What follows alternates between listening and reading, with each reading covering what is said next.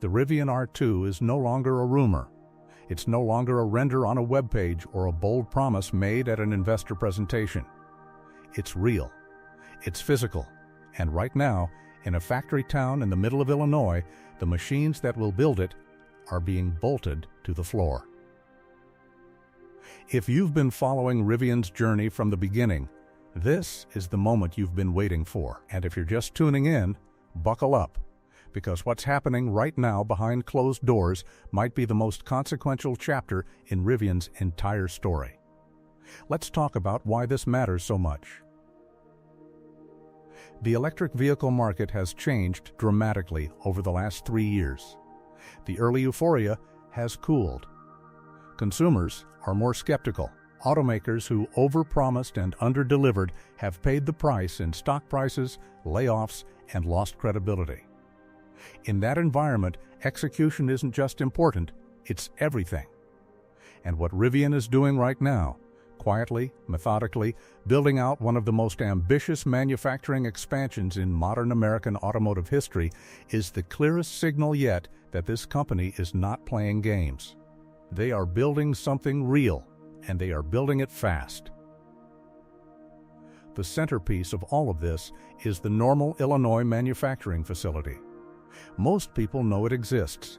Fewer people understand just how radically it is being transformed. This isn't a light refresh. This isn't a few extra assembly stations being added to an existing line. Rivian is adding more than 1.1 million square feet of entirely new manufacturing space to an already enormous campus. To put that in perspective, that's roughly equivalent to adding 19 football fields worth of factory floor to a plant that was already one of the largest vehicle manufacturing facilities in the country. The scale of this expansion is staggering, and it's happening right now, in real time, through brutal Illinois winters without stopping. What will live inside all that new space? Everything the R2 needs to be born at volume.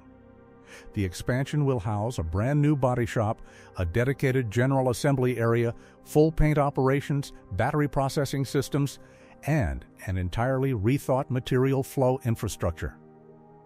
When complete, the Normal plant will be capable of producing up to 215,000 vehicles per year. Of those, around 150,000 are expected to be R2s annually. That number isn't a fantasy. It's a manufacturing target backed by physical infrastructure being constructed right now. And here's what makes that number so significant. Rivian's R1S has already proven that the company can build desirable, premium electric vehicles that people actually want to buy. The R1S became one of the best-selling EVs in its segment across the United States, outperforming competitors that had years of head start and far deeper pockets. That success didn't happen by accident. It happened because Rivian built a product that earned genuine loyalty and word-of-mouth enthusiasm. Now imagine what happens when Rivian brings that same level of passion and engineering to a vehicle priced for the mass market. The R2 isn't just Rivian's next product. It's the product that will define whether Rivian becomes a niche player or a genuine mainstream force in the American automotive landscape. But building a great car and selling it at scale are two entirely different challenges, and Rivian knows it. One of the most underappreciated parts of this entire expansion story sits not inside the main factory, but directly across the street from it. Rivian is constructing new logistics and distribution centers that will completely transform how components flow in and out of the facility. These aren't simple warehouses. They are purpose-built systems designed to receive, organize, store, and ship parts at a pace and precision that matches the R2's ambitious production targets. Why does this matter so much? Because manufacturing at scale only works when the supply chain can keep up. A factory that can build 150,000 vehicles a year is useless if parts show up late, get misrouted, or pile up in the wrong place. Rivian has clearly learned this lesson from the R1 era, where production ramp-ups were slowed not always by assembly issues, but by the complexity of managing thousands of components across a growing operation. These new logistics centers are the solution to that problem, built from scratch with the R2's volume demands in mind. And it doesn't stop at production. These logistics centers are also going to play a critical role in something that Rivian owners care deeply about: service. If you talk to Rivian owners today, one of the most common frustrations you'll hear is the service wait time. Appointments that are weeks out, repairs that take longer than expected. Not because Rivian service teams aren't capable, but because getting the right parts to the right place at the right time has been genuinely difficult for a young company still building out its infrastructure. Rivian currently has around 67 service centers across North America, with plans to grow that number to approximately 100 by the end of 2025. Mobile service is expanding too, reaching into remote regions where physical centers aren't feasible. But none of that expansion works the way it should without a supply chain that can actually deliver parts quickly and reliably. These new logistics centers near the Normal factory are designed to be the backbone of that system, centralizing inventory in a way that allows faster turnaround, fewer delays, and a dramatically better ownership experience as tens of thousands of R2s start hitting roads across the country. Now zoom out for a moment, because Normal, Illinois is only part of the story. Rivian's long-term manufacturing vision spans multiple continents. The Georgia factory, which will be a second major production facility, is still very much on the roadmap, with production expected to begin there in late 2027 or early 2028. Some people have pointed to that delay as a sign of trouble, but look at it from a different angle. That timeline actually gives Rivian something invaluable: time. Time to fully master R2 production in Illinois first. Time to identify the inefficiencies, the bottlenecks, the unexpected challenges that only reveal themselves once a line is actually running at volume. Every lesson learned in Normal becomes a blueprint for Georgia, potentially making that second factory leaner, faster, and more profitable from its very first day of operation. Beyond Georgia, there's growing momentum around a European manufacturing facility. Rivian executives have hinted at it in multiple interviews and public appearances without making a formal announcement yet. The logic is straightforward.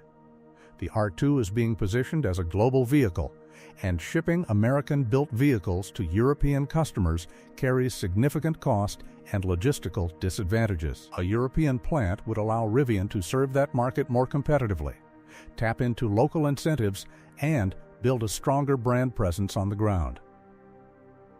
Notably absent from this global expansion picture is China. The Chinese EV market is brutally competitive, dominated by price wars and margins so thin that even established players struggle to survive. Rivian appears to have made a deliberate strategic choice to focus on markets where premium positioning holds real value: North America, Europe, and potentially Australia, rather than chasing volume in a market where the economics may never work in their favor. Back on the ground in Normal, the pace of construction is genuinely impressive. These buildings aren't just being planned or permitted, they are rising. Walls are up. Structural steel is being installed. Roofing is underway. In the most advanced areas, interior work has already begun. The main building that will house body shop, general assembly, and end-of-line operations is already complete in terms of wall construction, with the majority of its steel and roof decking finished. Other facilities, including the pre-treat and e-coat dip building used in the paint process, are nearly fully enclosed and weather-tight. That's critical, because once a building is weather-tight, equipment installation can begin regardless of what the Illinois weather is doing outside. Rivian is tracking slightly ahead of schedule on construction and is working to hand these buildings over to operations as quickly as possible. That handoff moment is when things really get interesting. Once operations takes ownership of a building, manufacturing engineers and systems integrators move in to begin installing, calibrating, and testing the equipment that will actually produce vehicles. Every day that process accelerates is a day closer to validation builds, and every successful validation build is a step closer to customer deliveries. The sequence is moving forward with real momentum. One of the smartest engineering decisions embedded in this expansion is how Rivian is handling paint. In most traditional automotive plants, Parts painting and body painting compete for the same facility, creating scheduling conflicts and bottlenecks that ripple through the entire production line. Rivian is separating the two entirely. Parts painting is being moved into its own dedicated facility, freeing the main paint shop to focus exclusively on full vehicle bodies. The result is a more flexible, more efficient system where a slowdown in one area doesn't cascade and halt everything else. Vehicles can continue progressing through different stages of assembly independently, which dramatically improves overall throughput. Automated conveyance systems and advanced storage and retrieval technology will link body, paint, and general assembly operations, creating intelligent buffers that allow different parts of the factory to operate at different speeds without losing synchronization. It's the kind of design philosophy that only comes from hard experience, and it shows just how much Rivian has grown since the early days of R1 production. The R2 itself is already deep into pre-production. This isn't a CAD model anymore. High-pressure die castings have been completed using production-grade tooling. Real R2 bodies are being formed from production dies. Some of the earliest R2 units have already gone through the new paint process, including the E-coat stage, which applies a corrosion-resistant coating that protects the vehicle's body for the long haul. There's even a small and delightful detail buried in this process. Early R1 vehicles that went through E-coat had a distinctive greenish hue from the coating, and that hue reportedly inspired Rivian's original launch color. History might be about to repeat itself. The R2 units currently going through E-coat are leaving people wondering whether Rivian has a signature launch color planned for this vehicle too. Observant eyes examining early R2 bodies have also noticed what appears to be the charge port location on the rear driver side of the vehicle. That placement is more than a styling choice. It's a practical decision that aligns with the R2's mission as an everyday mainstream vehicle. Rear-side charging reduces awkward parking situations at crowded charging stations, avoids the frustrating experience of blocking multiple stalls, and integrates naturally with the layout of both existing DC fast chargers and the expanding Tesla supercharger network that non-Tesla vehicles are increasingly gaining access to.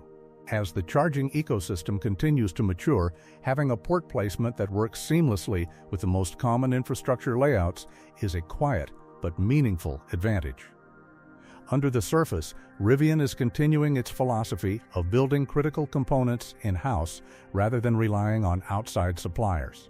The R2 will be powered by new Maximus motors, a refined and more compact evolution of the enduro motors that power the current dual-motor R1 vehicles. Keeping motor production internal gives Rivian tighter control over performance, cost, and quality, and it reduces the exposure that comes with depending on third-party suppliers who have their own priorities and constraints. It's a long-term play that costs more upfront but pays dividends at scale. Taken together, all of this paints a picture of a company that has genuinely matured. The Rivian of 2021 was scrappy, ambitious, and learning painful lessons in real time. Production targets were missed, lines were paused, processes were rebuilt from scratch. Those experiences were costly, but they weren't wasted. Every problem Rivian encountered building the R1 became a lesson applied directly to how the R2 factory, supply chain, and service infrastructure are being designed today. That accumulated knowledge is one of Rivian's most valuable assets, and it's baked into every square foot of what's being built in Normal right now. If current trajectories hold, the first validation R2 units could be rolling off the line by late 2025. These won't be customer vehicles yet. They'll be used for testing, certification, safety validation, and final tuning of both the vehicle and the production process itself. But their existence will mark a turning point, the moment the R2 stops being a production goal and becomes a production reality. From there, the path to full-scale customer deliveries in the first half of 2026 isn't just plausible, it feels inevitable. The factory is rising, the systems are coming online, the motors are being built, the bodies are being formed, the paint is being applied, and the logistics network that will support all of it is taking shape block by block.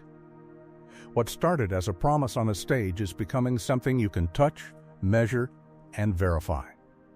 Rivian is in the final stretch of one of the most ambitious vehicle launches in recent American automotive history, and the evidence suggests they are going to make it. The R2 isn't just getting closer, it's almost here.